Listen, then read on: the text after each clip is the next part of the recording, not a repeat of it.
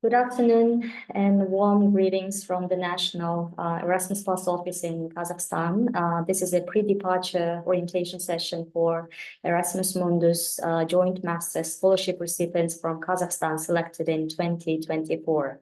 My name is Laura. I am the coordinator of the National Erasmus Plus office in Kazakhstan, and I'll be moderating today's session. My colleague Alina Maksatova is also here to provide technical assistance. So be kindly informed that this event is hosted by our office jointly with the delegation of the European Union to the Republic of Kazakhstan. Let me remind you that the session is being recorded, and the recording of the session will be available on our YouTube channel. The link to the channel will be shared in the chat box shortly. To put your questions during the Q&A session, please use the chat box or raise hand function. So first of all, dear students, congratulations on being selected, and thanks for joining today's session. We believe that the session will be, you will receive valuable firsthand and practical experience-based information today. As mentioned earlier, today's event is organized jointly with the delegation of the European Union to the Republic of Kazakhstan. Shortly, His Excellency Mr. Kesetis Yankauskas, the European Union ambassador, will join the session.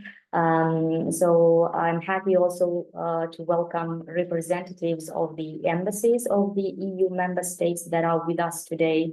I know that we have representatives of Germany, the Netherlands, Czechia, and Spain. I think I've seen on the list of participants. So thank you all very much for joining the event. So now I'd like to give a brief overview of the agenda since there were slight changes. Alina, if you could share the agenda on our screen. Dear participants, you can see the agenda for today's event. So in a few minutes, I'll give the floor to His Excellency Mr. Ambassador for a welcome speech. Then I'll give brief information about the program in general with some statistical data. Furthermore, Her Excellency, the Ambassador of Germany, will have an opportunity to greet our students. Afterwards, we'll have one student and one alumna sharing their experience and tips with our newly selected students. This will be followed by a welcome video from our current students of the program, particularly Intake 2023. And we will conclude our program with the Q&A section. So that's briefly the agenda for today. So now it gives me special pleasure to give the floor to His Excellency, the European Union Ambassador to Kazakhstan, Mr. Kesetis Yankauskas, for a welcome speech. Your Excellency, thanks for joining the event. So the floor is yours now. Good afternoon. Do you hear me? Yes, we can hear you. Perfect. Thank you, Laura. And thank you for starting. I just came in, sorry, from another engagement. I understand we have a number of students connected. So first of all, to all of them, big congratulations for being selected, for being the winners. And I'm really, in a way, envy you. I would love to be among you, going for a year or several years of studies somewhere. When you start on the job, you wish that your study years would probably be a bit longer. These were the good years. So first of all, congratulations. Enjoy, take the most out of it. These are your golden years and the golden time.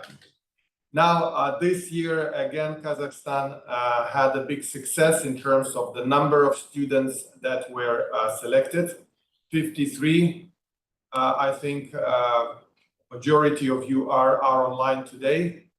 I know that you're going to a variety of countries of the European Union, a variety really east and west, north and south, even two countries that are not members of the EU, kind of as your first countries of destination.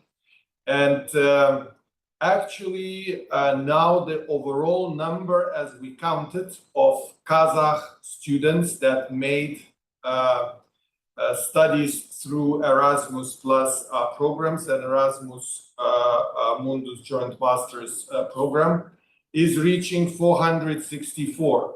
It's quite a lot. It's quite a lot. I believe that absolute majority of these students who completed their studies are back. And indeed, we're meeting them here in Astana, in Almaty, in other cities. And we hear good or very good impressions from those study years. As always, indeed, you were selected because your proposals, and in this, it's not, they are not simple proposals. You need to combine, make a combination of various semesters or years of study and different subjects and degrees. Now there's 37 areas, variety of the areas that you picked to study, and that's very, very good.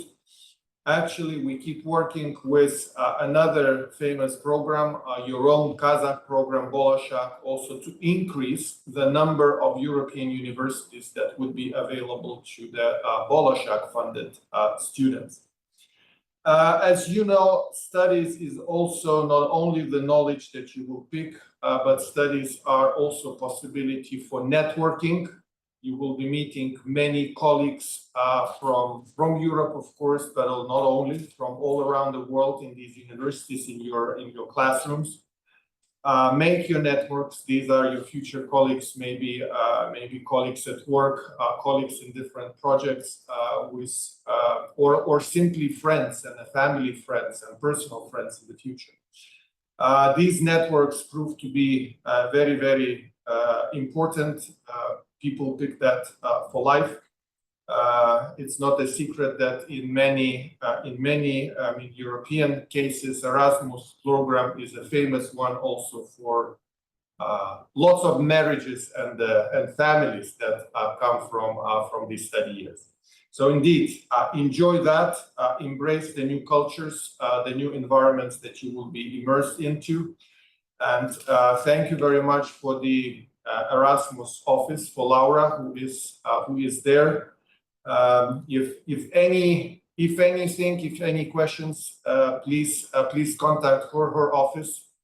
That office now is also in process of getting stronger, bigger, and kind of more established. In a way, my last point would really be that in these years to come, you're going to a variety of European countries. You will be changing these countries. Wherever you are, you will be the Kazakh ambassador. You will represent your country. Other people who have not been to Kazakhstan or Central Asia will judge about your country from you, from how you are, who you are. And I believe that with these relations now being very dynamic in the last couple of years between European Union and Kazakhstan, European Union and Central Asia, we all have something to contribute. You're already benefiting from these programs available, and there is a lot of mutual interest in deepening and widening of our cooperation. And we usually speak of the trade balances and billions of dollars invested. But what really counts is human stories, is you. It's people who are connecting the nations, the countries, the cultures. We need to travel, we need to build links, we need to build businesses. I mean, it's us, not the lorries, cargoes, or the ships or the planes that connect really the countries. So be good ambassadors, bring lots of connections, invite all of your friends to visit you in Kazakhstan. And I believe that in the future, these programs can go both ways. We can learn from each other and we can all benefit from that. I'm very happy that there are several fellow ambassadors. I see Ambassador of Germany on the screen. I hope there are also others. We're ready to share with you some of the particular examples of one or the other country and what you should expect there. And of course, those students who are the graduates from the program, they will tell us, they will tell you where to start, what to do, and more importantly, what not to do. But don't be scared. I think you have really good time ahead of you. Enjoy it, and once again, congratulations. Thank you very much, Your Excellency, for your gracious welcoming remarks. It's a great honor for us to have you here with us today. And we cannot thank you enough for your contribution to this year's PDO event in light of the soon departure from Kazakhstan. So on behalf of the National Erasmus Plus Office in Kazakhstan, we express our deepest appreciation to you for the strong institutional support that you've been providing our office with since its inception. So your efforts have really been instrumental in the development of our office. So thank you very much, Mr. Ambassador. Thank you. Thank you. So now let me present some brief information about the Erasmus Mundus Joint Master's Scholarship Program. So I'll share my screen now. Hope you can see my screen now, yeah? So today, as you know, we are holding our pre-departure orientation session for the intake 2024. Dear students, you can see our corporate email address on this slide. So whenever you have any questions, concerns, issues, please feel free to reach out to our office through this email account.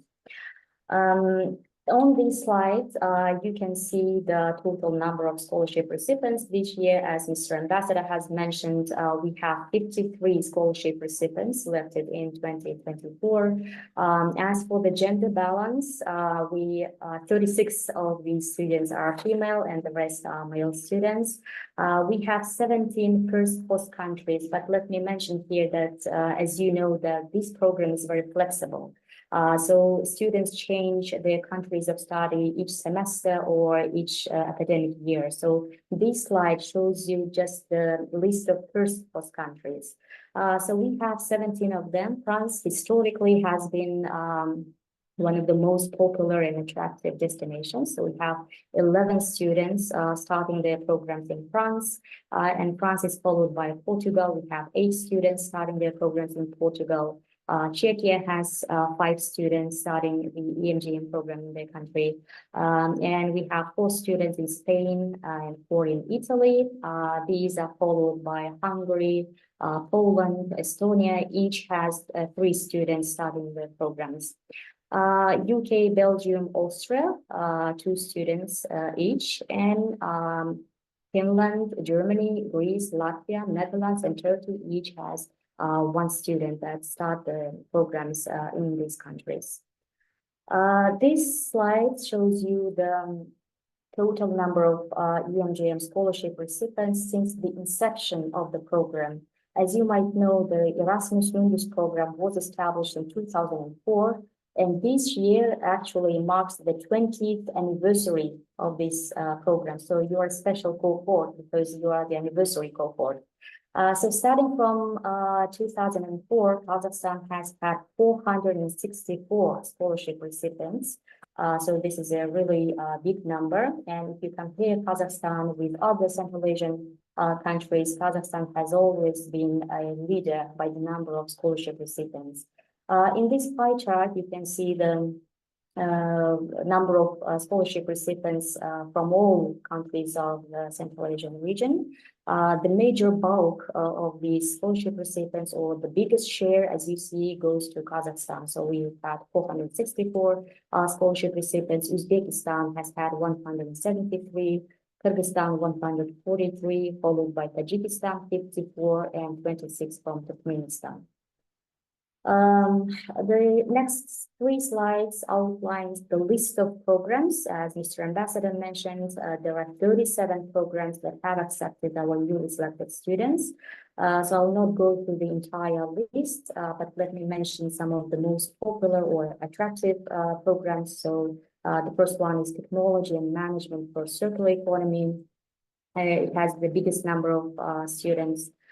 Followed by Marine Environment. We have 4 students starting this program this year. And another attractive and popular program is Central and East European, Russian, and Eurasian Studies. So we have 3 students starting this program this year. So in general, the range of programs is really diverse. It includes humanitarian fields, technical fields, IT programs, as you see, artificial intelligence, earth sciences. So it's really diverse, which is very good. While you are on the program, you will have many opportunities to join, to interact with your peers, with current students of the program, with the alumni of the program. And here you can see three most like popular communities that you might want to join. Once you start your program. So the first one is Erasmus Mundus Association. This is a worldwide association which has country representatives. And the country representatives of this association in Kazakhstan are Yulia Vanzhulova and Madina Karsakbayeva. But you can find more detailed information about the association on their website.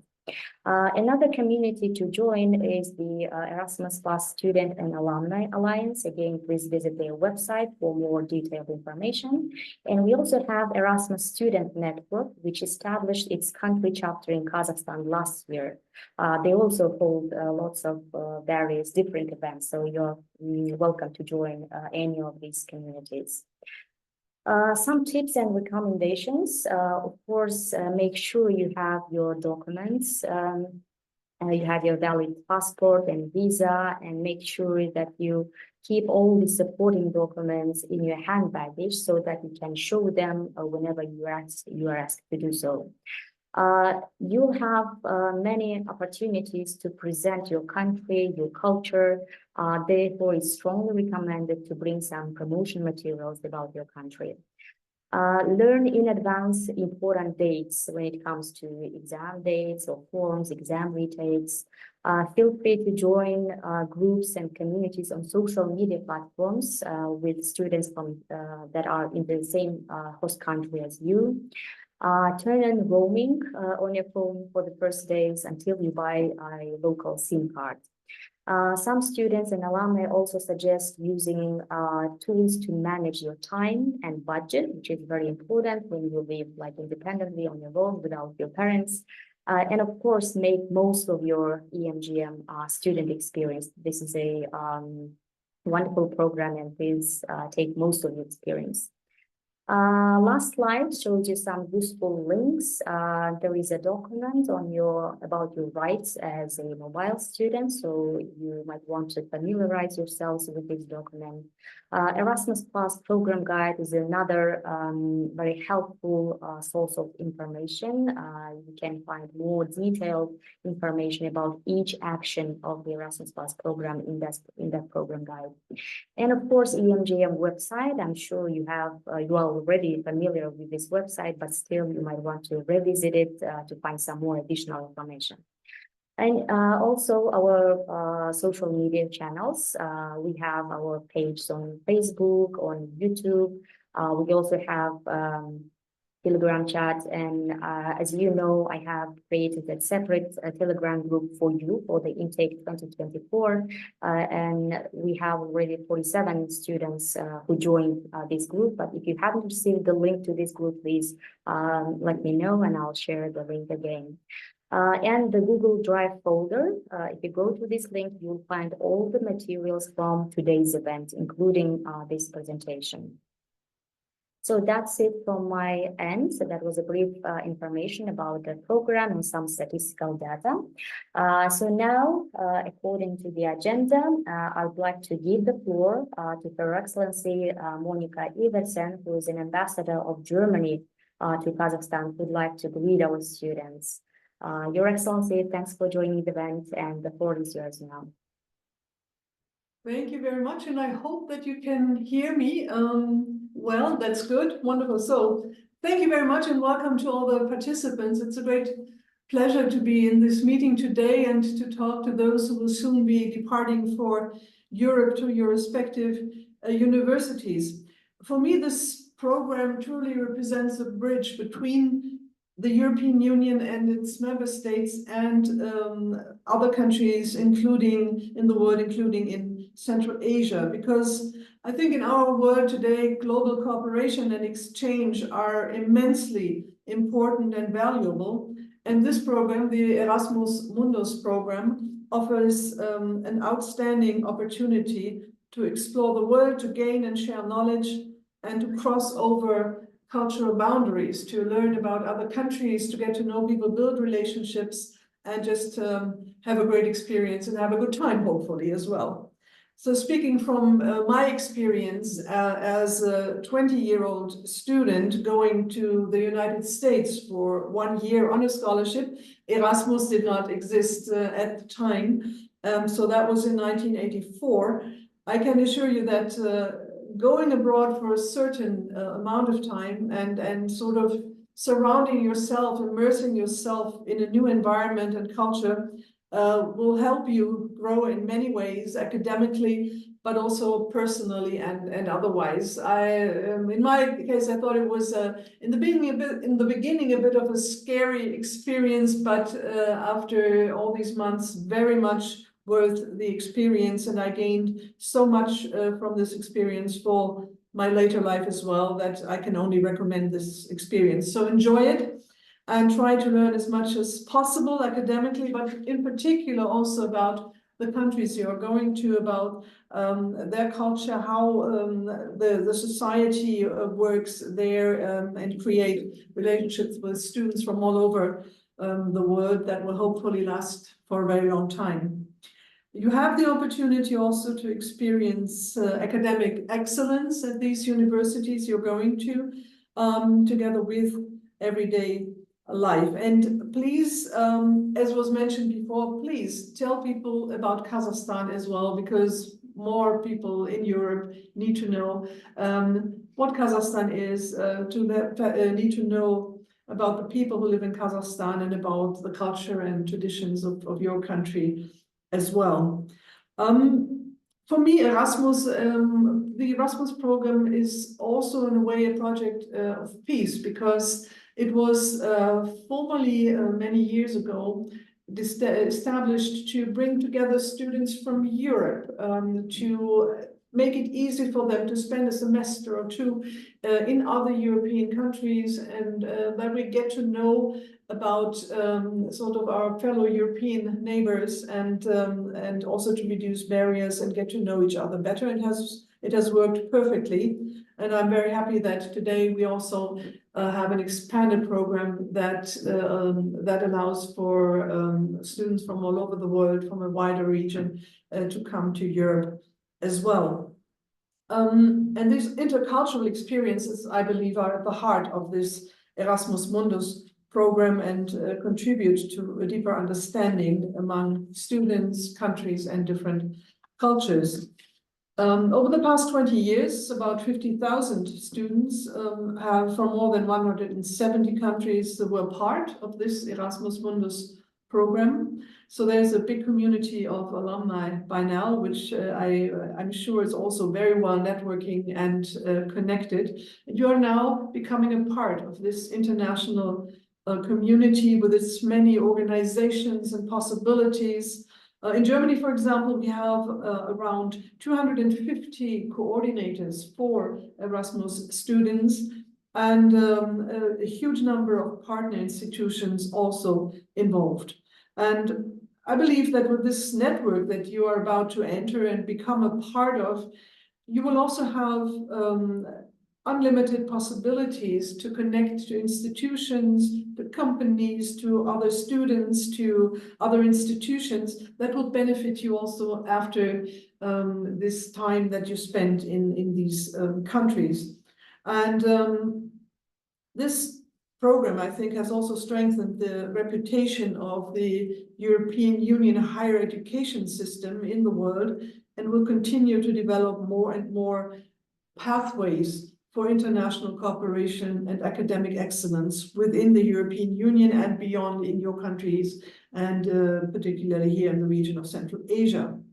Now, I think that after completing your degree, also within the framework of this Erasmus program, there are so many possibilities and opportunities for you to shape your own future and to use the context and experience you have gained and your knowledge, of course, to make a difference, either in your country or in the region. Maybe you will be also able to establish new connections between your host country and your host university in Europe and your alma mater in Kazakhstan, so that not only will you have the experience, but you will contribute to building an even stronger network of academic and scientific research and network between our countries, because our experience is that it is very often the personal experience of scientists going to our countries or coming to Kazakhstan, a student having studied in our countries for a while, that then creates also the basis for professional relations or academic relations in this context. And we would very much like to grow that academic cooperation with Kazakhstan as well. So most importantly, let me congratulate all of you on your success, on your achievement. You did it. You will have the opportunity to study in Europe and to spend time in Europe, hopefully also traveling in Europe, so that you can see how united but also different in culture our countries are. And a little remark about, because I think one of you, I don't know if he or she, and I'm very happy about the considerable significant percentage number of female students who will be going to European universities. One of the students will be going to the Technical University in Munich, I understand. And for that student, let me just say it is one of the universities of excellence in Germany. It has held this title since 2006, and to get this title, you have to undergo a very challenging selection process, and you have to qualify for it by going through this very demanding process. And of course, the Technical University of Munich is one of the best known, the best universities in Germany. And Munich, as everybody knows, is a beautiful city as well. You can do so many things, whether you like Oktoberfest, cultural events, or soccer, just talk about Bayern Munich. There's a lot the city has to offer, and I'm sure you will have a good time besides studying hard and building your knowledge at the Technical University. So I wish all of you the energy, the strength, the patience, and the curiosity for the upcoming challenges and the great adventures regarding intercultural dialogue and academic exchange. I'm very confident that the relationship between the EU countries and Kazakhstan will continue to flourish and enrich our shared future through initiatives and programs like Erasmus Mundus, but also through your very personal experiences and your network that you can build in these countries you are going to. For me, it is very inspiring now to see you leave and embark on that special academic adventure, and it almost makes me want to be a student again and have that same experience again that you will be having very shortly. So good luck to all of you, and if there are any questions to our embassy in particular, we are happy to support and to help you with that. Thank you. Thank you very much, Your Excellency, for your welcome remarks and for sharing your personal experience as an international student, as a former international student. And I hope you or your colleagues will be able to stay till the Q&A session in case our students have questions. So thank you very much. Dear participants, dear students, we now move on to our next speakers. We have a student, a current EMJM student, Rawan Adeke, who is completing his first year of the program, who has kindly agreed to share his experience with you. So Rawan, thanks for joining the session. So I'm giving the floor to you now. Thank you so much, Laura. Hi, everyone. I hope you can see my screen.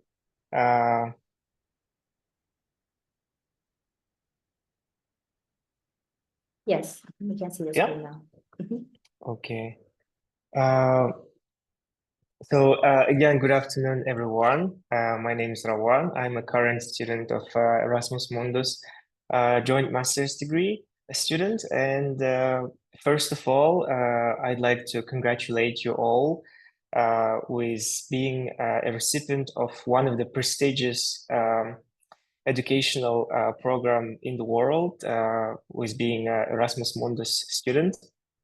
And I'd like to share with you my experiences. I'm currently finished my first year of Erasmus Mundus, and I'm here to contribute my share in like for you guys to have a better pre-departure orientation and good idea about your journey ahead. So let's start. So today's agenda, I briefly say about me and my program where I study, the countries that I have studied for 2 semesters, and I'm going to for the next 2 semesters, and visa and accommodation questions about those countries, and just personal advices about do's and don'ts for your journey ahead. And I will talk briefly also about the difference between European education system and Kazakhstani education systems, so you have a bit better idea. And at the end, I will just share with you with useful life hacks that might be beneficial for you for your everyday life. So as I said before, my name is Rawan. I am from Semey, a small city in Kazakhstan. I'm 24, and I'm current student of International Master in Fire Safety Engineering under Erasmus Mundus program. So I'm a Kazakh British Technical University alumni.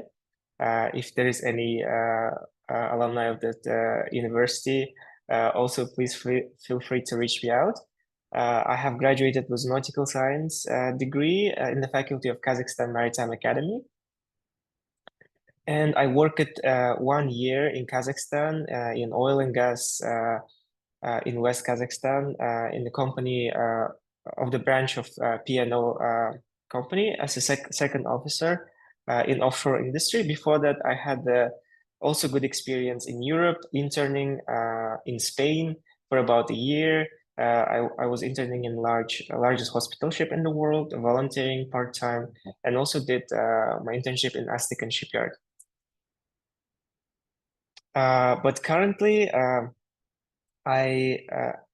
was when I was working in Kazakhstan, I knew that I need to advance my knowledge and my skills even further. That's why I chose to study in Europe, and now I'm a current student of International Master in Fire Safety Engineering program. So my first semester started in the UK, specifically in Edinburgh, in Scotland. I studied in one of the top universities in Scotland called the University of Edinburgh. And if I will tell you a bit about the visa procedure, because many of you might wonder, because first university of mine was needed to be spent in UK, I applied for standard visitor visa because it is valid for up to 6 months. And as the semester lasts for 4 to 5 months, 6 months was enough for me to apply. Why did I do that and why I didn't apply to student visa is because student visa requires a lot more documents, and it's a bit, I'd say not even a bit, but more expensive than standard visitor visa. It can cost you up to £1,000. So that's why you need to check always in the official government websites. For example, in the British government website, you can just search for all kinds of types of visa and see what visa suits you best. And about the accommodation matter, in the UK, accommodation like in major cities is a big issue. So that's why I was constantly emailing accommodation team at the University of Edinburgh. And that's the advice that I could give you, to always reach out, to always email. They have all the email list listed in their official website. So I went to the application portal for the accommodation, and I emailed them before the application date started. And I was lucky enough to be given an accommodation. And so, you know, the approximate prices, paid 660 euros for a single room with shared kitchen and bathroom. It is expensive, but in major cities all around the UK, the accommodation might be expensive, so you need to plan your finances ahead. And for the tip, I could give you that you need to look for first university accommodation, because they are most of the cases cheaper, and most of the cases they are reliable. I mean, in all cases they are reliable. So that's why I would advise you to look for the market, start for looking for the market for the accommodation by the university offers. And in the UK, like I've seen some of you guys are going, the plug system works different. So if you have the European or like Kazakhstani plug, you need to buy the UK power adapter ahead. My second semester was in Lund University in Sweden. It's also one of the high-ranked universities, and I had a great time studying there for my second semester. Just a little bit about Sweden. So as I told you before, I applied for standard visitor visa. So to go to Sweden, I applied for residence permit this time, because residence permit for students in Sweden, it costs very less, and I did it in London, and it can allow me to travel for 2 years without any restrictions in all European Union countries. So, for example, right now I'm doing my internship in Ljubljana, and next I'm going to Barcelona to study. And this residence permit can allow to do all those activities easily and legally, because I have applied for residence permit in Sweden. And the tip, I would say that you need to always check out the program guidelines. Each Erasmus Mundus joint master degree has its own program guidelines based on the past experiences. So all the students with starting from visa, ending up with travel tips, they will give you the program guidelines. If not, ask for it. So that's how I knew that I needed to apply for residence permit in Sweden. And sorry, the technical stuff, yeah. And accommodation, I applied to university accommodation as well, because in Sweden, most of the times university accommodations can be granted. And I was lucky to be granted for university accommodation, and I paid around 420 euros. So you have an idea how much in Sweden it costs. And it was pretty affordable, and because I guess the cities was small, it's a student city, so that's why the accommodation price was accordingly. And I would say that one of the advices is when you're checking the accommodation and when you're securing the accommodation, most of the times the landlord will ask you to pay security deposit ahead of time. That might be a bit red flag to be cautious about, but also you need to pay a security deposit when you're moving in. And most of the times, like my group mates, they didn't get their security deposits back because it was a private sector, and the rights of the students get violated very easily if you're an international student. So that's why I would advise you again to apply and look for the university market first, and then go to the private sector if you haven't found any. And currently I'm in Ljubljana in Slovenia doing my summer internship in innovation and research in fire safety. And my upcoming semester will be in Barcelona at UPC, and in Switzerland at ETH Zurich. In both of the countries, I won't need a visa anymore because I have residence permit from Sweden, but I will need to get the notification of mobility once I'm in that country, and I need to contact police. So make sure that even though you have a residence permit, you have in mind all the legal procedures that you need to undertake. For example, informing the police, getting them notifications of mobility, and etc. And based on my experience overall, and as you're incoming students, I would advise you with do's and don'ts. I've created some lists. This is personal, and you can always check if you agree or not. But my dues would be in studying in Erasmus Mundus joint master degree would be as all the delegates mentioned before, try to get connected with everyone, because at the end you will need a network to be able to find internship, to be able to find jobs, and etc.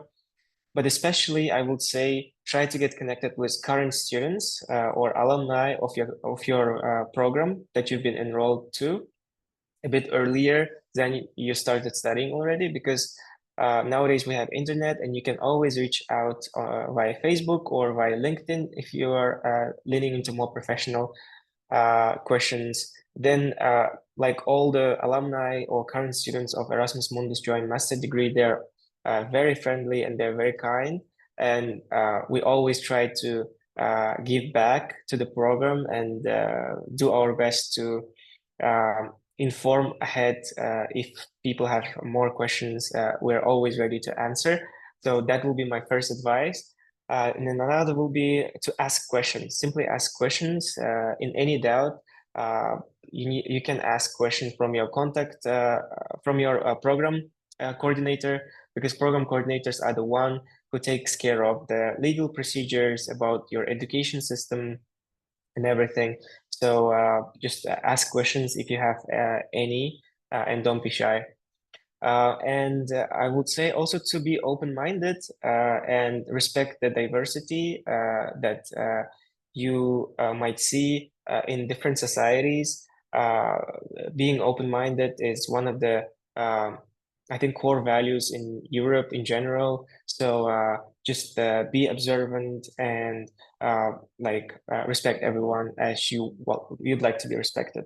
I'd also say to be flexible and enjoy the adventure. I know that it sounds a bit horrifying in the beginning, but once you get in, you just enjoy the ride. The next advice will be to follow the rules and laws, especially with visas, with local rules, with local laws, because it's the first priority. And if there's any kind of issues with your visa and with all the legal procedures, your education is delayed or it's stopped. So make sure to check everything way ahead. Another advice would be to take a good amount of medicine that you will need with you, because in Kazakhstan it's readily accessible. You can buy medicine from the stores most of the time, but in Europe, in many countries, you need first doctor's appointment and then you can get medicine. And also there's a variety of like medicine, so it's always good to have a bit of like in your own capacity, the medicine with you. Then also I would say to immerse into new culture and discover new things. Erasmus Mundus program is basically about exploring new cultures, not only studying in the high and prestigious universities, but also discovering new cultures, discovering new people. So I would always advise you to not sit in your room, just go out, study, of course, first, but then also make friends with locals, try to blend into local culture and everything. And my last dues will be to take care of your mental health, because moving in and out frequently, like almost every semester, is quite harsh. And on top of that, you will have academic stress, and then you need to also find accommodation, and all this adult problems will float, and it becomes even more because you're in foreign country and you will be moving all around. So it can be quite tough. So make sure that you take a break when it's necessary and take care of your mental health. One of the good things about European universities is almost in all universities, they have a good advisors on mental health, and you can always ask and reach out for help. And even you can take academic break if necessary, so don't stress out too much. And my don'ts would be First and foremost, in Kazakhstan airports, most of the times in internal flights, people would ask you to can you please deliver this and that? I would give you money. It's for my relative, and it's most common practice in Kazakhstan. But please, you'll be abroad. Don't take anything from anyone in the airport. You don't know what's in there, so you don't want any issues. Please just have your personal space protected in the airport and be cautious all the time. And do not trust other people, I'd say. And also don't trust people from the internet because there are a lot of scammers when you're searching for the accommodation, especially in Facebook groups. There are a lot of people who create fake accounts saying that they're landlords, but in fact they get security money, as I mentioned before, even before you moved in, and they wouldn't return you. So there's no any guarantee. So be always careful. I will also say that one of the advice is that do not download or stream any copyright products on the internet without a consent or illegally, because in post-Soviet Union area, it's most of the times not strictly observed legally. So you might say that it's a practice here too, but in European Union, there is a um, strong protection of copyright. So that's why you should always do legal activities in real life and also on the internet. Do not try to download or watch films even in like illegally. Yeah, and also don't be shy. Take the lead and embrace yourself because you are always you're here in the program to be one of the leaders in your industry. So this program is aimed for you to be a leader and a really expert in your field. So that's why just ask questions from your professors and don't just be shy. And another practical, very much advice that I would have given myself earlier is do not take much clothes in your luggage. As least amount as possible, I'd advise because at the end you will end up buying clothes because it's also very affordable here too, and you will just like it will be a additional ballast for you when you're traveling. So please don't take much clothes, and especially winter coats because the winter is not as harsh as in Kazakhstan in Europe. And the last don'ts is I agree with all the speakers before. Do not forget that you're representing Kazakhstan because Kazakhstan is not really well-known country in Europe. So that's why you might be the only person who European have seen in his life or her life. So that's why just try to represent Kazakhstan in the best way possible. And the differences between European educational system and Kazakhstan education system is I'd say that European education system focuses more on critical thinking than memory because in the exams you would think that, oh, I have learned by heart this one, even though I don't understand, it'll be fine.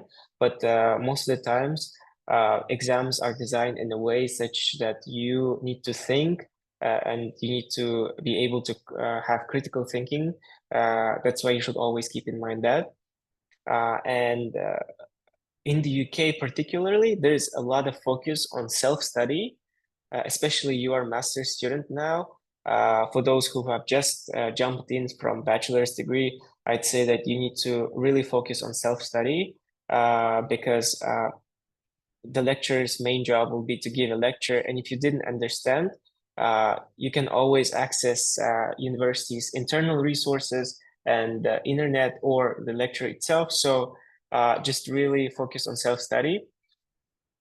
Another advice I'd give is to be able to work in teamwork rather than individual work, because in European education system, the team dynamic work it's incorporated in every aspect almost, because I remember I did I think assignments in both semesters via team. So just be friendly with everyone, and the teamwork is the expected thing in Europe. And the last thing is that you need to pass all the modules successfully to keep the scholarship. Of course, it depends on the program by program, but generally you need to successfully pass so you can study and continue your studies. Especially with Erasmus Mundus program, you change countries very often. So that's why you need to really focus on passing the modules and courses from the first attempt, because it might get challenging to do the re-examination in different country with different system, or you might need to go back. So it's all of the challenges that will come if you try to say that, oh, I'm gonna do the re-exam. So just try your best with your first attempt. And finally, my life hacks for just living in Europe, starting from the flights. Most of the times to Europe, there's a Turkish Airlines that flies pretty frequently. And I didn't know about it in the beginning, but there's a student membership in Turkish Airlines that allows you to have free additional luggage and plus 10% off, I think, from the flight price itself. So use this privilege and just sign up. If you just Google Turkish Airlines student membership, it will show up, and you just need to register and buy your tickets through your personal account. And hence you get more luggage. There's also the ESN organization that Laura mentioned, which issues ESN cards. So it's Erasmus Student Network card. And by that, you can get a lot of additional bonuses and discounts. And especially with Ryanair, you have ESN card that works from autumn till spring.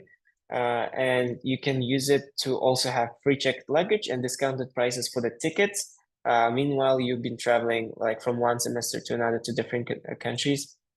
So you can check out this one as well. There's also you can open European bank account if your visa is ready. By your passport and visa, you can still be in Kazakhstan and open your European bank account. I have put my link, so you can use the free delivery of your card if necessary, because most of the times they would ask you to get European online, not online, but just European bank account for the scholarship transfer. So you might need it.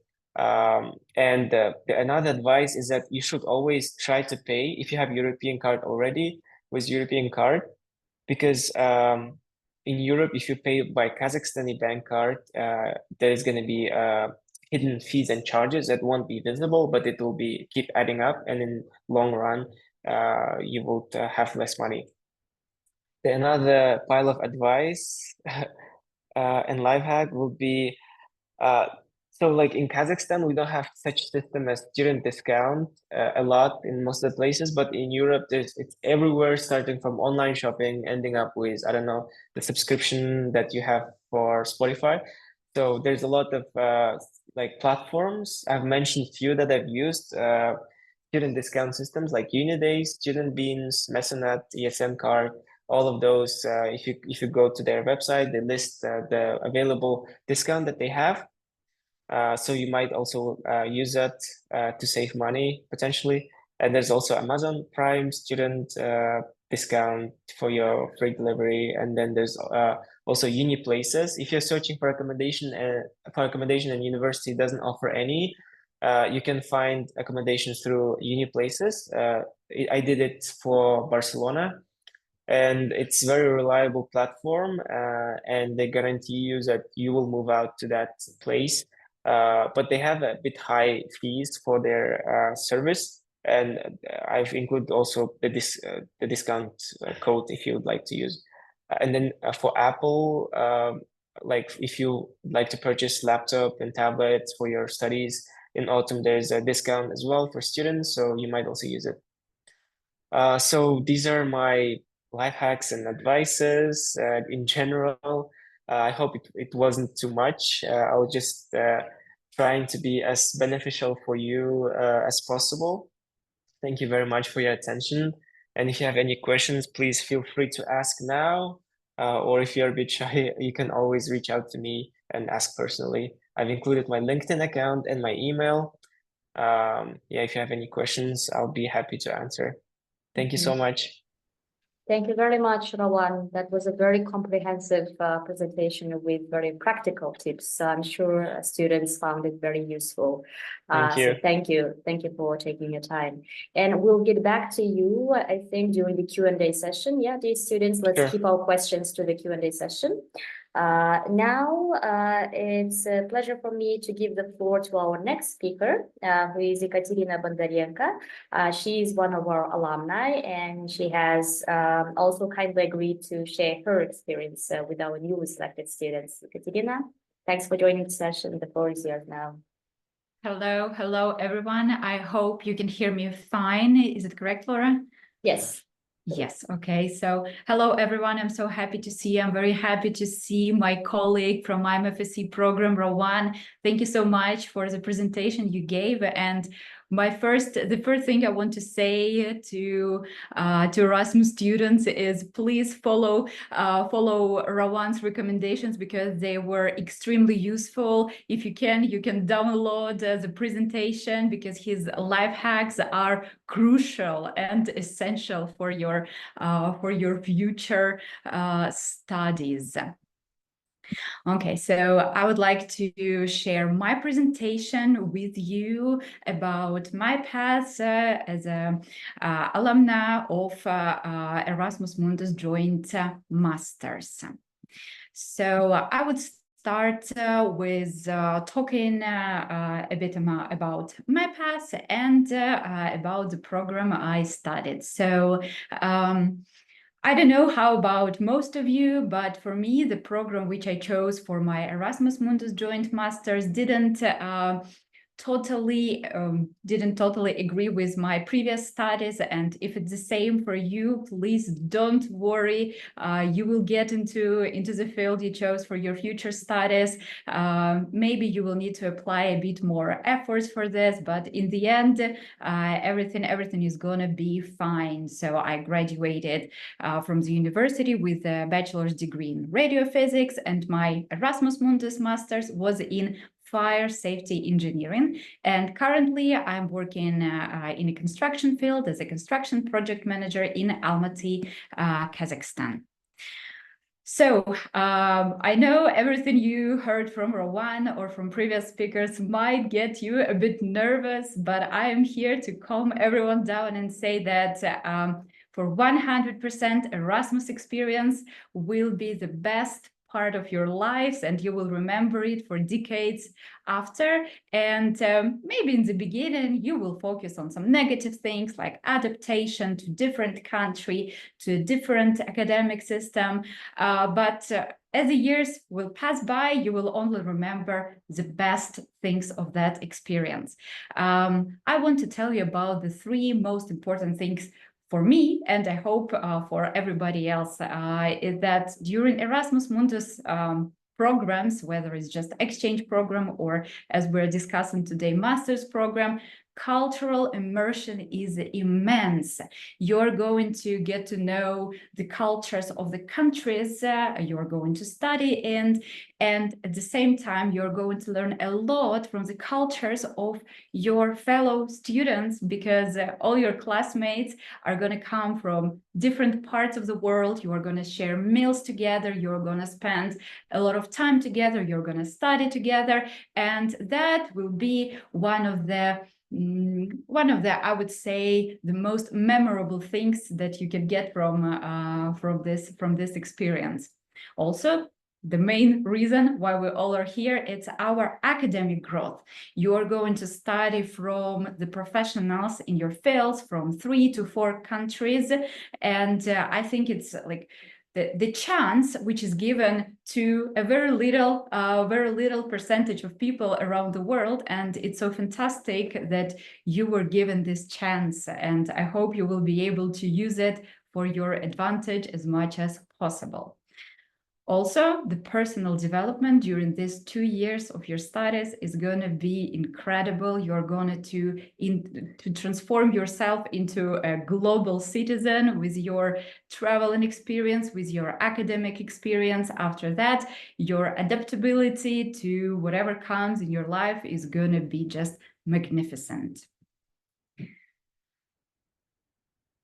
I would also say that during your Erasmus studying, you are going to enhance in many skills, such as critical thinking, communication. Your research skills are going to be developed immensely, and of course, as I said, your adaptability to any changes, to any challenges, is going to be extremely high.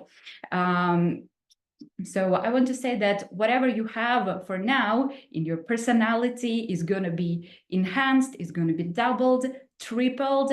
Just focus on what good you have in you. Focus on the advantages you have, and with this journey, with this Erasmus journey, you are just going to improve it, to enhance it. So please stay positive, and you will achieve whatever you are focusing on.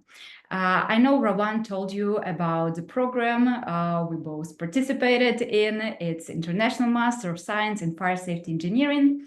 And the idea of our program is 3 headquarter universities, Ghent University, the University of Edinburgh, and Lund University, but it is not limited to the universities that are the sponsor universities of the program.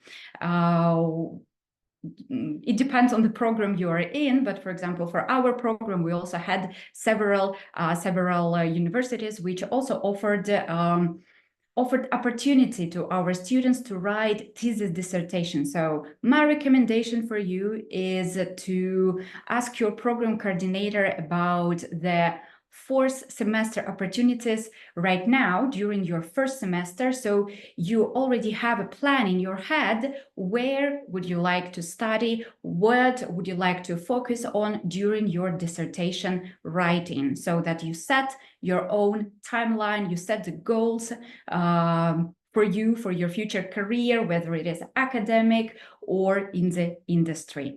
So I know many programs offer this, so please check it with your program coordinator about the best opportunity for you.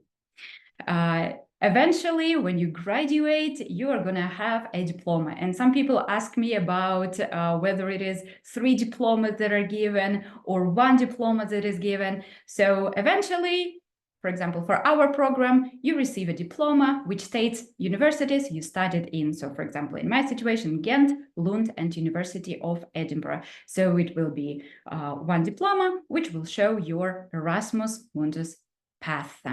And it will be issued by all 3 universities at a time. Of course, the most important part of Erasmus studies is university life. Please be prepared that it's going to be challenging. It's going to be totally different from what you are used to during your studies in universities in Kazakhstan, for example. It will be totally different. Don't be afraid. You are going to adapt to it very fast. One thing that has amazed me during my studies is how practical our studies was.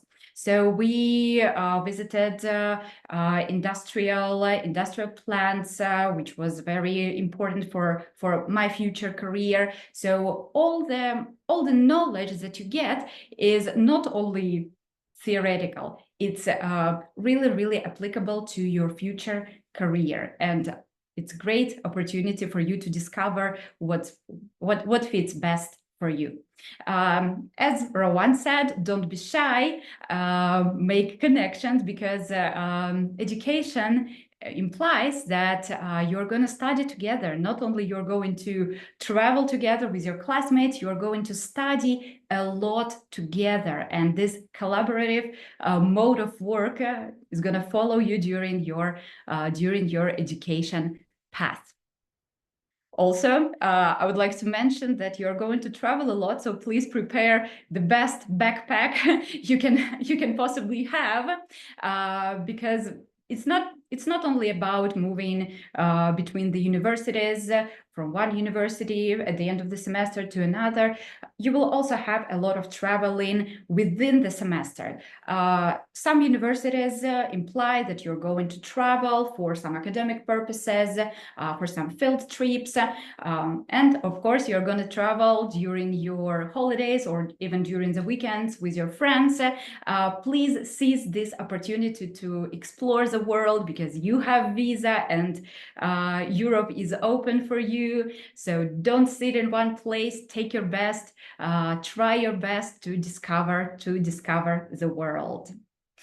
Now something about accommodation, some practical recommendations. As a former student, I did my best to be sure that the student accommodation is provided to me, because it's one of the easiest options to settle in Europe. It's affordable. It is usually located close to the campus, to the university, and you're going to be neighbors to your closest friends, to your classmates. So if you can, please stick to this option. Choose student accommodation over other options if possible, and if it's something that you really want. If you are stuck and you weren't given student accommodation, don't panic. There are lots of options which were, for example, provided by Rawan. You can also pay attention to what your classmates say, for example, and especially your seniors, so year 2 students. So don't be shy, ask their advice. Where did they stay during their semester in this or that country? And the third option, which you can also stick to, are Facebook groups. But again, be careful with this Facebook groups, because unfortunately there's lots of scam going there. So don't be a victim to it. Always double check the advertisement of the so-called landlord. Be sure that you have right to ask for any documentation you might need, like passport or lease agreement. You have that right. Please don't be victim to this scammers. In case you didn't find any options on Facebook groups, there are always local apps. Like, for example, in Kazakhstan, we have Krisha KZ, and each country had their own app. For example, I remember in the UK, there was an app called Spare, which was also quite useful for me personally to find the accommodation when I wasn't given the student accommodation. So explore as many options as possible. One more practical thing I want to pay your attention to is, of course, visas. Please make sure that you have the originals of all the documents with you prior applying for visas. Each country's requirements vary, but it's like, of course, you need passport, valid passport, admission letter, the original, proof of funds, and healthcare insurance. So I'm pretty sure you were given specific instructions regarding visas. The only advice I can give here is do as early as possible. It's never too early to apply for a visa. So don't procrastinate with this, because it's extremely important. And if you don't apply on time, you might not start your academic journey, your education on time. Another thing about documentation is the insurance, and I want to share a positive example from my side, because many people think that the insurance that you are given is only related to health. But please read all the information that is given in your insurance, because it saved me several £100 when my baggage was lost, and I found that my insurance covers this situation related to the lost baggage. So I reimbursed several £100, which was very, very good for a student I was. So that's a general recommendation. Read the terms and the conditions. They might be very useful for you. Again, referring to Rawan and referring to everything I said before, networking is extremely important. Don't be afraid of your professors. In 100% of cases, they're extremely nice and they're happy to help you. So network, connect with them, ask questions if you're not sure, because they are there to help you to go through this journey. Of course, the bonds you are going to create with your classmates are unbreakable. You're going to be best friends, I'm sure of it.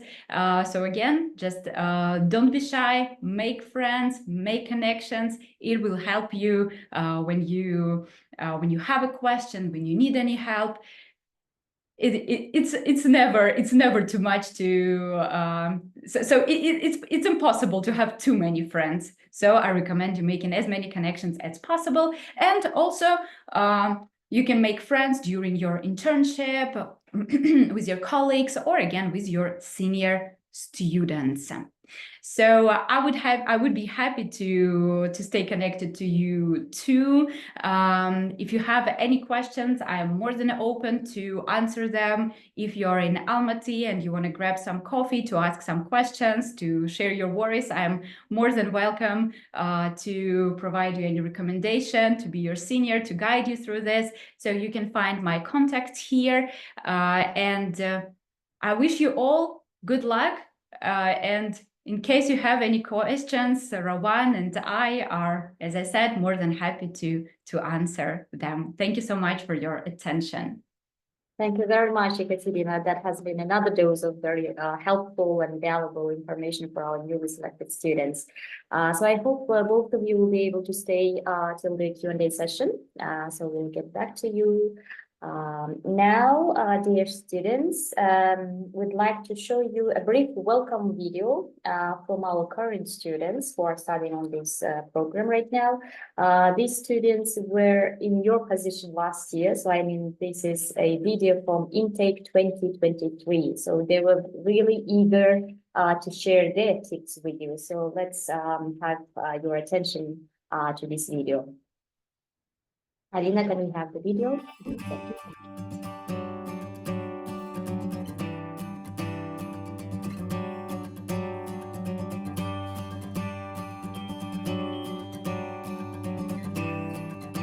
Hello everyone, my name is Dana Nurgazinova and I am an Erasmus Mundus student of the International Masters in Central and East European, Russian and Eurasian Studies.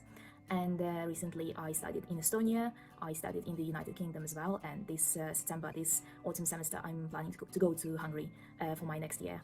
Hello everyone, my name is Nazam and currently I'm enrolled in a Master Food Identity program which is based in France. The program also allows me to study in Italy, Romania and Greece. Hello, I'm Nuria. I'm currently studying on Korean Mundus program in Norway, France, Hungary and London.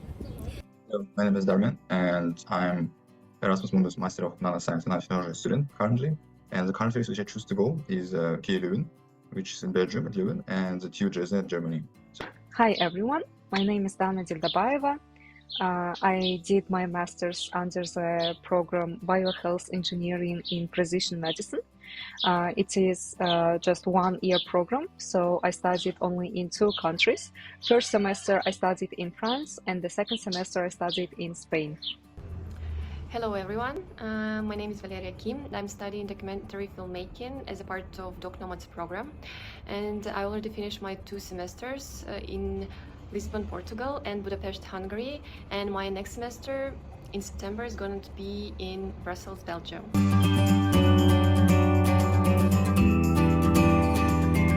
The things which I would recommend for the newbies, like to bring with yourself to the country abroad, first of all is the money, because extra cash, extra money is always needful, especially at the beginning, because you don't receive immediately your scholarship, as an example, or even if you don't have a scholarship, you should have kind of at least 1,000 euro, like 800 euro per month to sustain yourself abroad. Of course, the first one is maybe medicine, some essential medicines that you need, because medicine in Europe is very expensive. And I recommend you to bring your birth certificate and also diploma, apostilled and translated into the language where are you going to study. National souvenirs and some Kazakh food to share with your international cohort. wearing some Kazakh traditional clothes, because there will be so many opportunities for you to showcase your home country.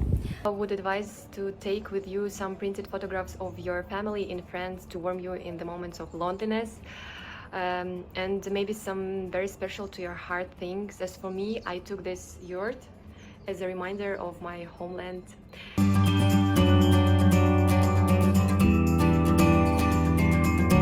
You have to remember that program cannot always help you with your accommodation, which means you will have to look for them yourselves. But it's a little bit difficult because since you are moving each 3 or 4 months, it's difficult to find a place because usually owners want to have people for a longer period. So be ready to face a lot of paperwork each time you move from one country to another, even though if you have visa or residence permit. And not always people speak English. You have to be ready to face some cultural differences among your mates. Sometimes it can be difficult to understand their mentality or vice versa, but it's fine. Always think about the country you are going to study beforehand. So read about some documents that you may need, and also prepare your visa beforehand in advance. And also, on your last semester, you are going to do your master's thesis. So it's going to be your internship. My advice for you is think and find the places where you can do internship in advance, like for 3 months before, and find good supervisor, good environment. Just look for it in advance. Be ready to keep track of your time. I think that's really important, whether it's academic deadlines they have to meet or visa deadlines. Try to not lose track of your time and really plan everything beforehand. Be ready that it could take some time to adapt to a new place. I would recommend to come 1 or 2 weeks before the study starts. It will help you to have this smooth transition.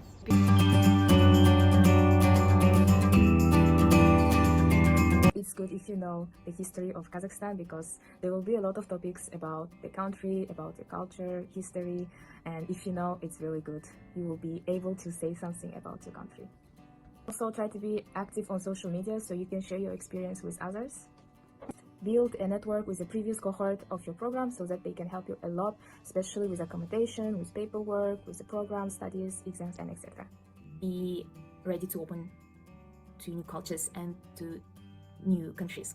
So you will travel abroad to different countries. You will have different people from all around the globe in your cohort.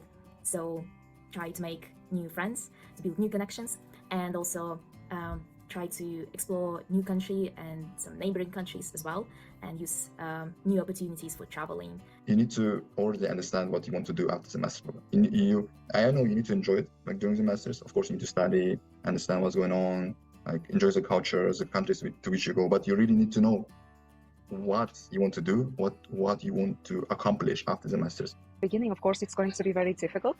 Adaptation period for about 2 weeks. And also the fact that you moved from your country to the new country, new culture, you may have culture shock, and also you may miss your family. So just be patient.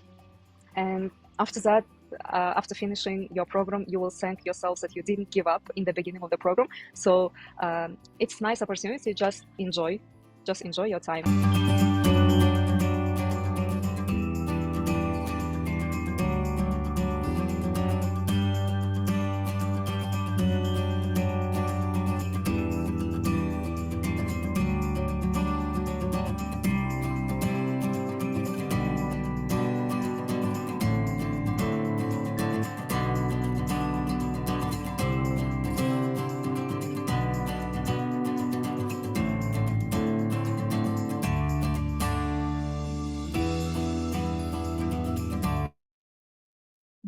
Thanks, Alina, for sharing. Dear students, we hope that the video has been helpful for you as well.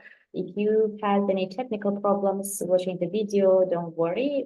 We have already shared this video in our Google Drive folder, so you will find all materials in the Google Drive folder. So huge thanks to our Intake 2023 for their contribution.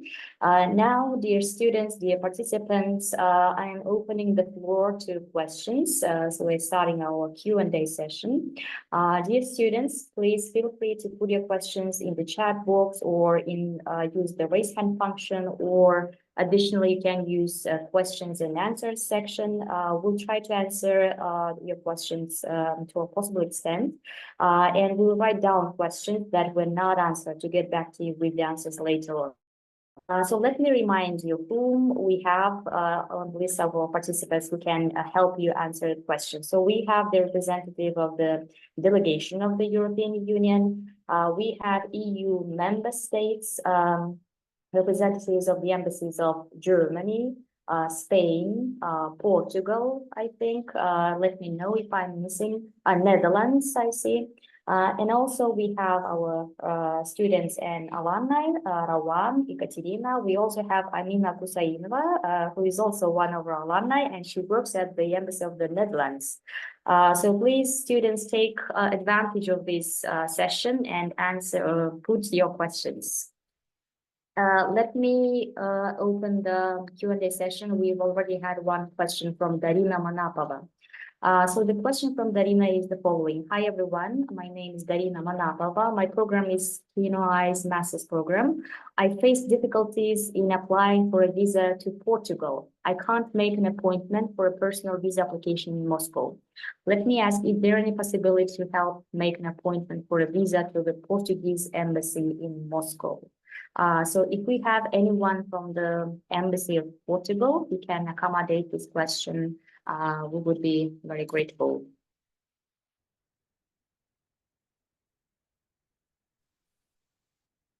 Not yet. Darina, if you're still here, let me... Good afternoon. Okay. Good afternoon.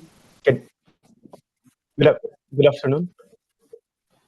Is it okay? Yeah, we can hear you. Okay, I think it's okay. So good afternoon, everyone. I'm David Matos, Deputy Head of Mission, Head of Consular Section as well. So as the student said, yes, we do not issue visas here, not long-term, not short-term. So long-term visas are with the Embassy of Portugal in Moscow. The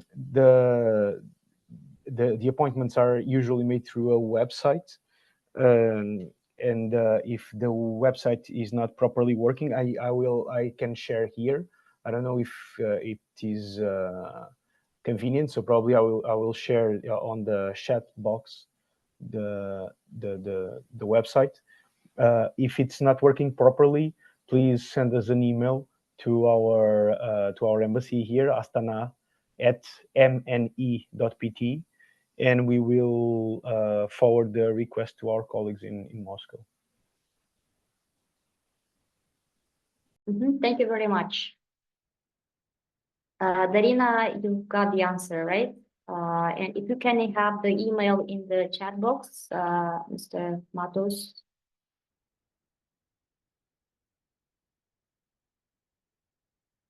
Darina, we have also forwarded your email to the EU delegation, who has forwarded your email to the Embassy of Portugal in Kazakhstan. So your question is under control, so don't worry. Yeah, thanks, David. Darina, you see the email box where you need to send your request, duplicate your request once again, okay? Another question, should we prepare documents for the next country's visa, like a criminal record certificate with an apostille while we are in Kazakhstan? Or is it easy to get these documents in Europe? So this is a question basically for our students and alumni, I think. So let me repeat the question. Is it better to prepare all documents for your next country while you're in Kazakhstan? Or should you start doing it once you start your program in your first host country? What would you say, Rawan, Katerina, Amina? Well, I'd say that all the documents that you actually need needs to be submitted before in the application period. or for your visa, they would require the necessary documents that you actually need. But in any case, you need to have all your physical documents, starting from your diploma for your bachelor's or master's, till your birth certificate, as one of the students mentioned. Have all your physical documents, and but I wouldn't care a lot about other documents like criminal certificate and stuff like that, because all those documents can be like, thanks to electronic governments that we have in Kazakhstan, we can do it by that. You just have your ETSP, the electronic signature that you have, or in your computer or in your flash drive. So you don't need to worry about other documents, I'd say. What do you think, Ekaterina? Yes, I totally agree with you. I would just add that it might be good to have the certificate from the bank about your funds anyway with you, the original with the bank's stamp, because in some embassies, so for example, you apply for your second semester visa in another country, so you will need the original document if you want to show the funds from your card in Kazakhstan. So you can have it with you. It will not be something extra, just in case. Mhm. Hello, if Laura. I can also add. Yeah, sure. Okay, yes. Sorry, yeah. Hello, everyone. Yeah, my name is Amina. I am an alumni and I studied the Euroculture program at the university in Spain and the university in the Netherlands. So when I was applying for my visa to the Netherlands, I was doing it from Spain. And I would just suggest you, apart from all the documents that were mentioned by Rawan and Ekaterina, to also bring extra photographs and to have as many as possible, because there was an instance with me that I had extra photographs, but then I decided to make a few more, and in the end, the ones that I made in Kazakhstan were the most compatible. And the Netherlands, for instance, they have really strict, standards when it comes to photographs. Like they have special automated machines that check whether it's correct or not. So just to be sure, I would also suggest to do that. Thanks. Yeah, but when taking picture, I totally agree with Amina. When taking picture, just say that it's for Europe format, because in Kazakhstan it's 3:4 format, and 3:4 format is not valid anywhere in European Union. So just ask for the format.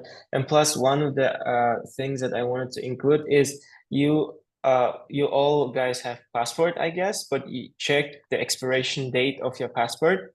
Because if it's gonna expire during your Erasmus Mundus program, it will be a hassle for you to get your visa that was already stamped in your old passport to get into new one. So I would say if you are having like an expiration date that's like really less, just go for the eGov and ask for a renewal. Otherwise, it will be really trouble updating your passport in Europe, especially if you have visa inside. Thank you very much, Rawan, Ekaterina, and Nina. Maria, I think you have received very comprehensive answer to your question. So let's move on to the next question. The next question is from Nuray Jalgaz. How much time does it take after submitting the documents to visa to Poland? I'm not sure whether we have anyone from the Embassy of Poland here. Any ideas? No. Well, the only thing I can recommend, right, is to check their website regulations to see the timing and apply for the visa as soon as possible. As Rawan has mentioned, 1.5 or 2 months prior to the start of your program. Right, but we will fix your question and we'll come back to you if we find out more, okay? Okay, Nuray, again, one of our alumni mentioned that preparing the documents and translate to the local languages. Is it necessary to get notarized? To get the documents notarized? I would answer that question in the sense that if it required before, of course, you would already submit, but otherwise, don't worry too much. What I did, I wouldn't personally advise to everyone, but get the legally trusted person in Kazakhstan. So доверенность. You can make доверенность to your sister, to your brother, or to your parents. legally to do all the documents on behalf of you. Meanwhile, you're in Europe.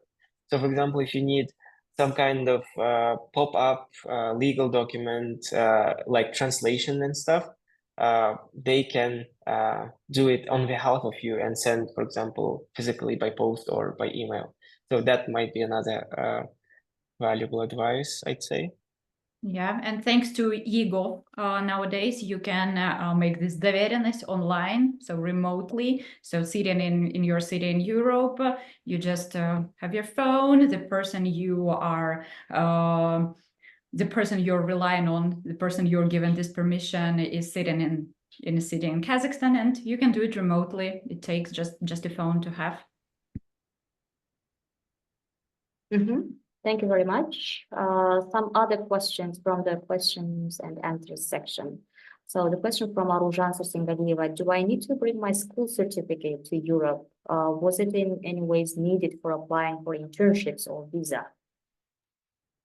No, high school certificates and all other certificates are not really bachelor only, I guess. Even it was only needed for my application for Erasmus Mundus. Otherwise, no. I'd say your study program will issue you a certificate that you are a current student enrolled in Erasmus Mundus, like your program name, and that certificate will be really helpful for doing visa, for notification of mobility, for all kinds of legal stuff. I'd say not really, but just bring the physical version. It won't be any issue. We have a comment from Dariga Shokaeva. In case of Italy, they may ask for a high school certificate. So it depends on the country. Yeah, so it's better to double check. Okay. Thank you, Rowan. Another question from Muhash Bazarov. Do you recommend us to open the WISE credit card for getting stipend? Do you recommend us to open WISE credit card for getting stipend, and how to open it in Kazakhstan? Can we open it in Kazakhstan? Of course, it's your personal decision, but what I use is WISE also, because I don't have any physical European bank card. It's hard to get. So the easiest option was just you download the app of WISE, the link I've provided already, and you just fill out the registration. You put a photo of your passport, photo of your visa to that country, and the address. You need address of that country. So if you've already secured accommodation, you can put that address, and that will be it. Yeah, there won't be any other issue. Thank you very much. Next question is from Zinura Yeshimova. Very long question. Hello, everyone. My question is about UK standard visa. My first semester is at Glasgow University, and I'm planning to apply for a standard visa. However, I discovered that I can't apply for a Schengen visa for my second semester while in the UK with my standard visa. The university visa support team stated that I had to fly back to Kazakhstan to apply for the Schengen visa. Rawan, how was your application process? I'm afraid that in 1 month, I might not be able to fly back and get my visa and go to the next country. Of course, Zinura, thanks for your question, and it's really valid worry that you have. I would say that the university team is not really doing a wise decision to say that, because I don't think legally you can. Actually, for example, when I was in the UK with my standard visa, I applied to Schengen visa or residence permit in Sweden. Meanwhile, I was in the UK. So what I did is I went to the embassy of Sweden, where I will be studying where I was studying for my second semester in London. So I did the trip to London on the weekends and just did my visa, and it was really simple. But what country, if I may ask, that requires you to fly back to Kazakhstan? Because it's not necessary, because you will be spending a lot of money to fly and to come back. And plus in Kazakhstan, I think in the embassies, the visa procedure is a bit slower than in Europe. So I would advise you to double check. Don't listen for the university visa support team, because they don't know much about legal stuff like in depth. They can just say you general advice, but the final word comes from the embassy of the country you'll be studying for. So just don't worry. Just email the embassy of that country. It's a Denmark. There should be an embassy of Denmark. I'm pretty sure in the UK. Just email them and say that you're going for the second semester and you'd like to. You can even schedule an appointment well in advance. Thank you very much, Roland. Next question, Anastasia Bukova. Did anyone apply for a French visa while in Kazakhstan? And if yes, how long did it take them to make their decision?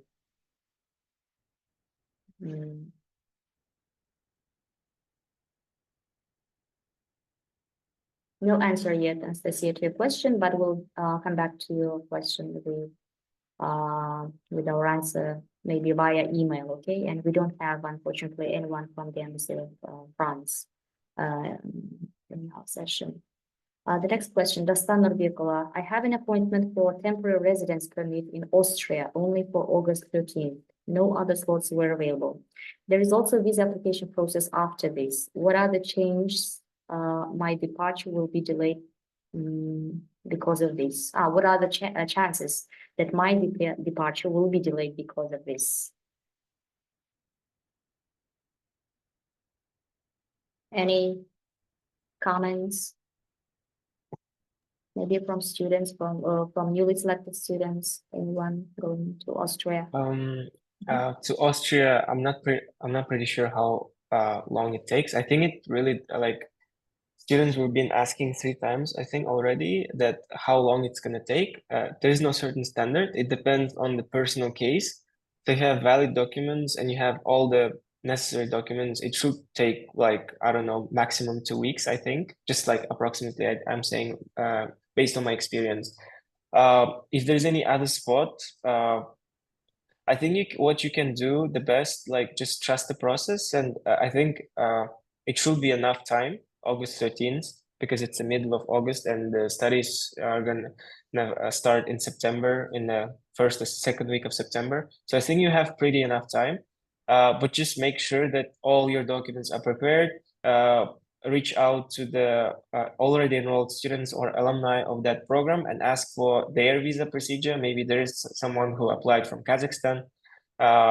And also, what I will suggest is that you need to also email your program coordinator and say this well in advance to inform them, because it'll be a good idea to inform them and keep them on track.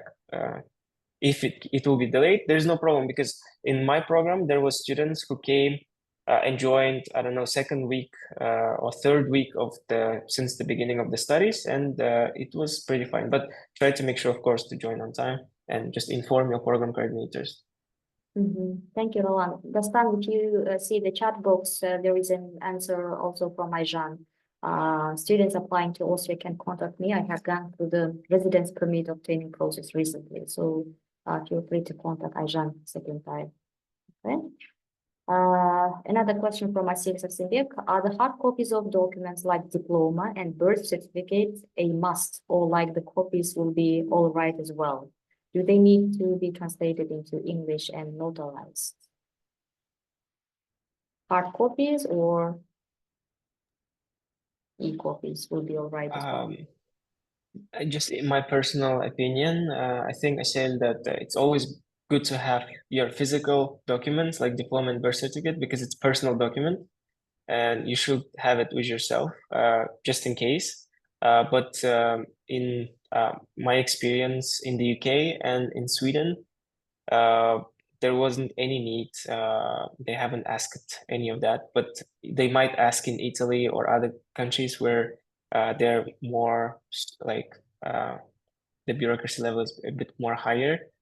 So I would just say just to have it with you all the time. And as Laura mentioned, don't put it in your checked luggage. Put it always with your hand luggage and try not to lose them. Thank you very much, Rawan. Mukash Bazarov, I'm going to study in Hungary next year. Can I request 1 extra month before arriving to study so I can visit other countries before fall semester starts? Unlikely, I think, but let's refer to our alumni and students. For example, I could come to UK well in advance, but it was a standard visitor visa. But in case of Hungary, in European Union, basically they will give you a date just a few days, a few weeks before your semester starts. So I don't think it really is possible because they might see you as some, I don't know, some other reasons. You can always travel in between your semesters during winter break. There's still enough time. Or if you'll be in Hungary, it's very small and like close to other countries as well. So don't worry. It's not like you're gonna start studying and you will not have time to travel at all. You can even travel on the weekends if you're in Hungary because it's very close. And just try to, like, when you'll be applying to visa, and try to focus on getting a visa for your studies first, because traveling can come later. Yes. Yeah, if I may add also, when you get your visa, you will then most probably get the residence permit. I mean, it really depends on country by country. For instance, in Spain, I had a 6-month visa with no resident permit, but in the Netherlands, I had a resident permit. So once you're done with your studies, once you have a break, like during summer, you can also travel. You can stay in Europe if you want to, and you have the opportunity. So it's not like they will be calculating when exactly you must arrive and when you must leave. So what the also like good how to say advantages of this program is that you manage your own schedule in this sense. So once you receive the visa, you are free to come right afterwards if you want to. So there shouldn't be any issues like that. Thank you, Amina. Aruzhan Sarsinganiva, when we arrive to the destination country, how does the process with receiving the scholarship start? When was it sent to you for the first time, your scholarship, your stipend? Aruzhan, there's like a lot of Erasmus Mundus joint master degrees, and each has their own internal procedures. How do they arrange that? It's based on the country, based on the system itself. In my case, the country where I was receiving the scholarship from, and my host country was, the main country was Belgium, Ghent University. So I have received my scholarship after 2 weeks of after 2 weeks when my semester started. But it depends case by case. So as other current students mentioned, it's always a good idea to have additional money, like pocket money. In my case, I think around 500 was enough. 500 euros was enough if you already secured your accommodation. But it depends, of course, on the program. I cannot say you the exact date when you're going to receive the scholarship. In my case, in my program, the host university was the University of Groningen in the Netherlands. And before receiving the scholarship, there was also like a yearly one-time installment that we received, I think, end of August, beginning of September. So this installment was basically for us to cover the flight tickets, the all the adjustments, rent, etc.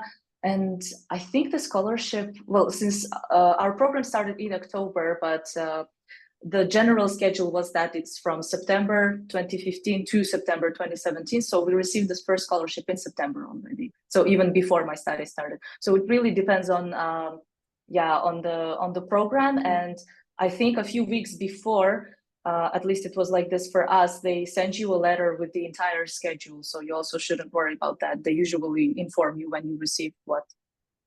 Yeah, or if you want to plan your advances well in your finances well in advance, Aruzhan, you can also email the program coordinator when it's going to be the approximate dates or when it's going to be expected to receive the first installment. There won't be any issue for them to answer. Thank you, Amina. Aruzhan, you can also clarify this question with your program coordinator. I think so. It's better to contact your program coordinator as well. Another question from Aiza Nugerbekova. Can anyone tell where was necessary to show the birth certificate? I believe it should be apostilled and translated. In what countries birth certificates are mandatory?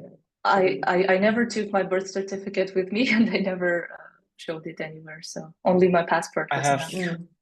yeah, I have never, same case with Amina. In the UK, in Sweden, they don't really care about birth certificate. It's the passport what matters.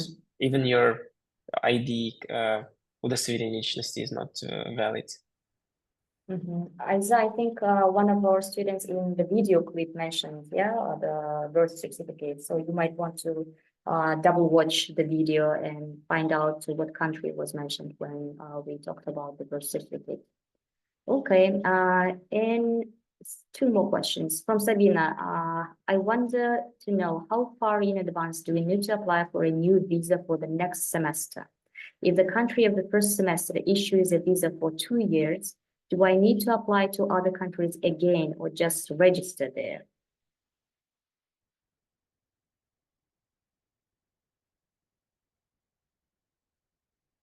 How far in advance a student needs to apply for a new visa for next semester?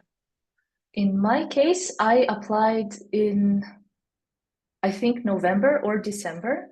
I went to Madrid, to the Dutch embassy in Madrid.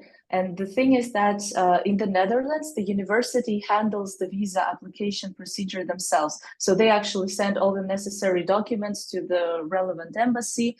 From our side, we just need to sign that how to say, like something like a доверенность to a university so that they can handle it. So what is needed from our side is to provide this signature, and I think it was some necessary documents. And afterwards, I just went to Madrid. I did my like fingerprints and provided photos, and that was it. And in my case, the visa application process started only after I received the relevant email from the university. So when they sent it, and I think it was in November or end of October, right after that, I booked my appointments. But yeah, it depends on like on different countries. In regards to the registration, well, usually the procedure is if you have your D visa and the residence permit, it is a rule that you must go within a specific time frame to go and register at the municipality. But again, yeah, it depends. For instance, I had a few months internship in Belgium, and there, since it was less than a specific period, I didn't have to register. I had my Dutch residence permit, so I didn't have any issues with that. Like nobody approaches you and checks it. So, and yeah, I didn't need to do it, but some students had to if they had more, yeah, if they had spent more time there. Yeah, Sabina, back to your question. Like you need to apply for the visa for the next semester. Like they will inform you, probably the program coordinator. But it's usually, I agree with you, with Amina. You will apply around December or November. But I think November is a good timing to apply for your second semester country, the visa. And answering your second question, you will, if you have a residence permit in one of the European countries for 2 years, and you are going for your third semester for another European country, you need to have notification of mobility because you will be staying in that country more than 3 months. But that notification of mobility, it's not a big issue. It's not a big hustle. It's just you go to police, depending on the country. For example, when I will be going to Spain, I will go to police. I will show him my certificate of enrollment, my residence permit. That will be enough for him to issue me notification of mobility. So yeah, that's the general procedure. Thank you. A comment from Asim Agzamova. I have heard that birth certificate might be needed in France. Yeah, it depends on the country. So you'd better check this with your specific country. All right. Any other questions, dear students? Let me remind that we have the representatives of the embassies of Portugal, Germany, Spain, and Netherlands here. So please use this chance to put your questions. One more question. Asim Gulabspayeva, did you find your internships independently, or did the program or university find them for you? I found my, oh, sorry. My internship, I found it independently. I was looking at different websites since it had to do with human rights. So I used websites such as reliefweb.int. For me, that was very helpful. So I found my internship there, and I applied independently as well. Mhm. Well, first of all, it's a really good sign of a student asking for internship, even before beginning of the studies. It's really good, but don't worry. Almost all your Erasmus Mundus programs, they have their sponsoring companies or the companies that they have close cooperation with. So you can get their contacts and apply through them. Or if you're not interested in that list, you can always apply from like all over the Europe through LinkedIn, through other, because there's a lot of summer internship programs, and I would highly suggest to everyone to apply because the internship experience that you get is really valuable. And in my case, it was through program, I'd say, because it was one of the partnering companies for my educational program. Yeah. Thank you very much. Dear students, any other questions? We still have 5 minutes, and then we'll conclude our session. Any other final comments, questions, maybe comments from the representatives of the embassies, recommendations? The comment from Muhammad Bayandı. I heard that Ireland is notorious in its visa application process, and because it's not within Schengen area, I will be applying for it during my second semester. To anyone's mind, has it ever happened that they could not continue their studies because one of their participant countries declined the application? It didn't happen in my case, Muhammad, answering your question, but I've heard some of the students got rejected for their final semester, for example, when they're doing thesis. But don't you worry, because the main university will be coordinating all the legal issues. And in that case, if, for example, in your second semester, the country is going to decline your visa for any reason, you can, I think, do those courses in your main hosting university, or they will find alternative solutions. Because, for example, we had one alumni in our program who needed to do his thesis topic in Australia, but because in Australia the visa process is even complicated than Ireland, for us, he did his master thesis in Belgium, in Main University, and it wasn't any big deal.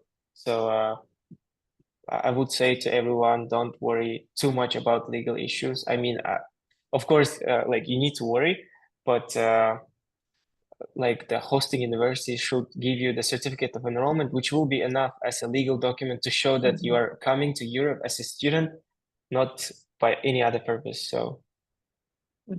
Thank you very much, Rawan. A question from Magdana. I have already received my student visa for my first semester in Spain for 3 months. Will I need to apply for student visa in Portugal for my second semester? That might be a question to the representative of the Embassy of Portugal or Spain.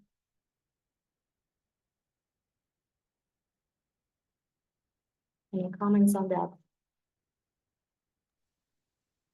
Yes, I can take it. I don't know if my colleague is available. Let me check the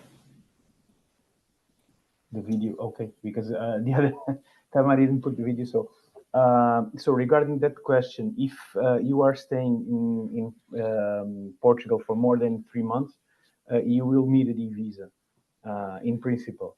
The only question is, as you are already living in Spain, if you can apply or through our embassy in Madrid instead of applying in Moscow, because if you are already in Spain, probably it will not be convenient to apply through Moscow. But you can send us an email to the same email address. I wrote it on the chat box and also it's on our website. And we can ask, you can tell exactly the dates, the time frame, and we can ask our colleagues in Madrid if you can apply from there, or if you have to apply through Moscow. I mean, I suppose it's more than 3 months, so yeah, you will need a visa. So please state your case to our email, and we will try to check with our colleagues. Thank you very much. And I think the last question. Will the scholarship be active if I would want to write my thesis in country outside of the EU, but not in my home country, or it depends mostly on the program? Sorry, Laura, I've understood that question as that person wants to do their master thesis in Kazakhstan. Of course, in Kazakhstan, you cannot do your master thesis, I think, if I'm not mistaken, but it depends on the program, of course. But no, like if it's outside the EU, the scholarship is still going to be, for example, in my country at least, the scholarship is going to be still applied because you're in foreign country doing your master's thesis, doing your studies, so it will be applied because I have a lot of my classmates who are going to US, who are going to Australia, and their scholarships are going to be still valid. Thank you. Arujan has a question for the ambassador, for the representative of the Embassy of Portugal.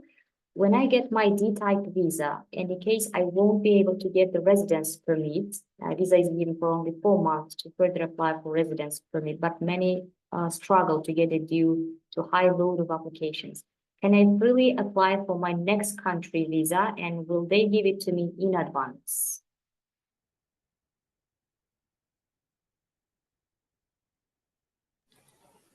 Well, actually, these are 2 questions in one, if I'm not mistaken. Well, I'm not the ambassador, by the way.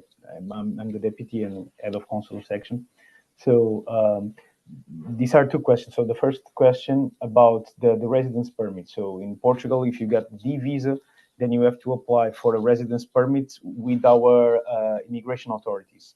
AIMA, it's the name of its agency for immigration and asylum.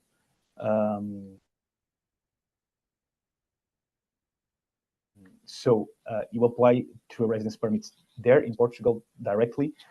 We have been experiencing some waiting lists, like huge waiting lists, but as long as you get an appointment, a document will be provided to you, and you will be able to stay legally in Portugal while waiting for the appointment for a residence permit. That's the first part of the question.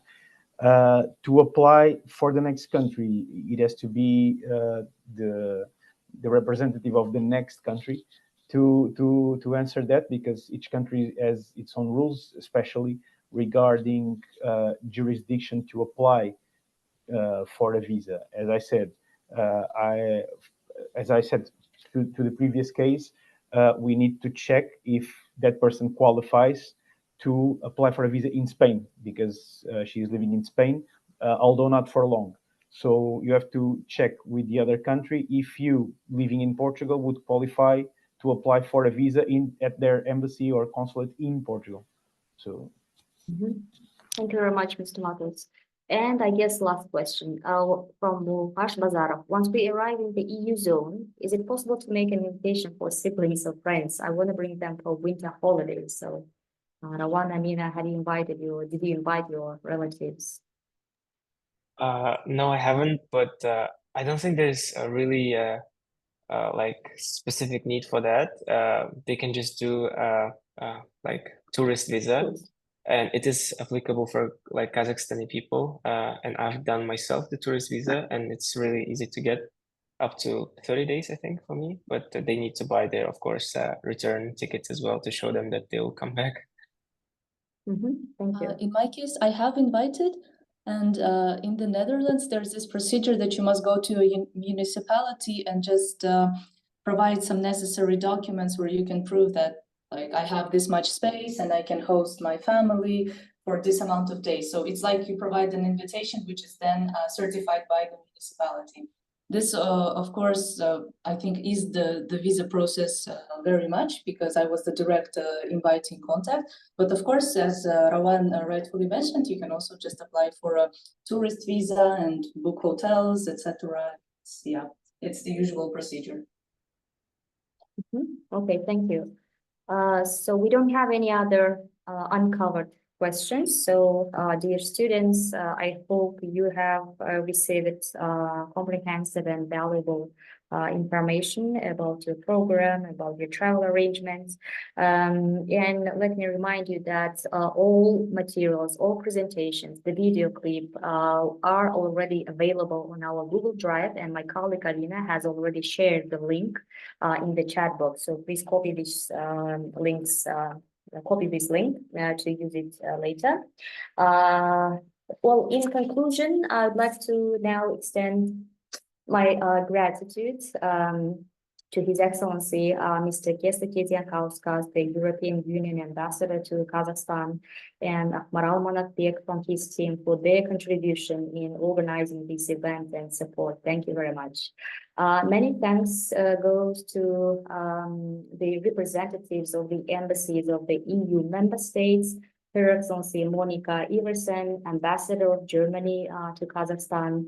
We've also had Mr. David Motos from the Embassy of Portugal, Beatriz Munoz from the Embassy of Spain, and Amina Hussaina from the Embassy of Netherlands. So thank you very much, colleagues, for your input and for your contribution. Many thanks also to our students and alumni, Rawana Beke, Ekaterina Bondarenko, Anina Hussaina again, for being so open and cooperative and so helpful. We appreciate your contribution a lot. Thanks a lot. And huge thanks goes to our current students who participated in creating the video clip. Yeah, these are Dana Nurgadinova, Valeria Kim, Darmen Ilyas, Uldana Dildabayeva, Nuria Sangaza, and Nazım Buffett.